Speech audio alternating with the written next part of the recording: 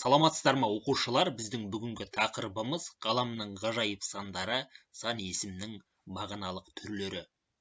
Сабақтың мақсаты сан есімнің мағыналық түрлерін ажырата білу, сан есімді зат есім орнына қолдану.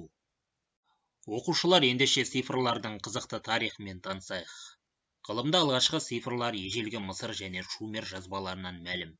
Біздің дәуірімізге дейінгі 5000-4000 жылдары таңбаланған ежелгі Мысыр жазбаларында 1 деген цифр таяқша тәрізді таңбаланған. Ал Шумер жазбаларында цифрларды төртбұрышты кірпіш не дөңгелек формасында бейнелеген. Көне Қытай иероглифтерінде 1, 2, 3 деген цифр көлденең жатқан таяқшаларға ұқсатып түсірілген. Енді одан бері қарайғы цифрлардың пайда болу тарихын баяндай берсек, әңгіме таусылмайды.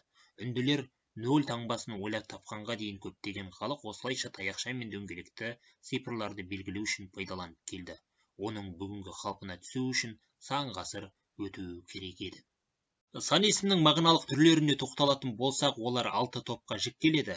Есептік сан есім, реттік сан есім, жинақтық сан есім, топтау сан есім, болжалдық сан есім және бөлшектік сан есім.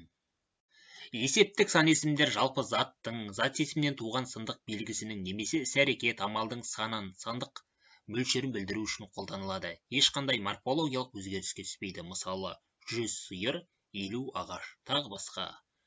Қысқаша айтқан уақытта, бұл сан есімдер түбір күйінде таңбаланады, оларға ешқандай жалғанбайды. Реттік сан есімдер есептік сандарға ыншы жинақтары қосу арқылы жасалады да, белгілі бір заттар мен құбылыстардың сандық ретін білдіру үшін қолданылады. Мысалы, Айсара 2-ші қатарда отырады. Басқа да 3-ші, 4-ші, 5-ші дегендеріміздің барлығы осы реттік сан есімдерге жатады. Жинақтық сан есімдер 1-ден 7-ге дейінгі есептік сан есімдерге ау, ю жинақтарын қосылу арқылы жасалады. Мысалы, 1, 2, 3, 4, 5, 6, 7. Басқа сандарға бұл жұрнақ қосылмайды. Бұны біз жинақтық сан есім деп атаймыз. Топтық сан есімдер есептік, жинақтық, болжалдық сан есімдерге қазіргі кезде шығыс септігіне тән грамматикалық мағынадан бір жола қол үзген дан, ден, тан, тен аффиксін қосу арқылы жасалады. Мысалы, қазақ тілі сабағында 4-тен топқа бөліндік. Болжалдық сан есімдер белгілі бір заттар мен құбылыстың сан мөлшерін дәл атамай тұспалдап қана шамамен айтатын сөздер. Мысалы, біздің ауылда 100-ге жуық үй бар. Әсем қолындағы кітаптың 10 шақты бетін оқыды. Бөлшектік сан есімдер негізінде таза математикалық ұғымға байланысты туған сөздер. Олар белгілі бір заттар мен құбылыстардың сандық мөлшерін білдіреді. Мысалы, шаршының 4-тен 1-ін бояңыз. Басқа да 2-ден 3, 3-тен 2 деген сөздердің барлығы бөлшектік сан есімдерге жатады.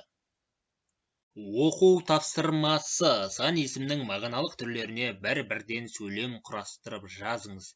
Яғни, есептік, реттік, жинақтық, топтау, болжалдық, бөлшектік сан есімдерге сөйлем құрайсыз.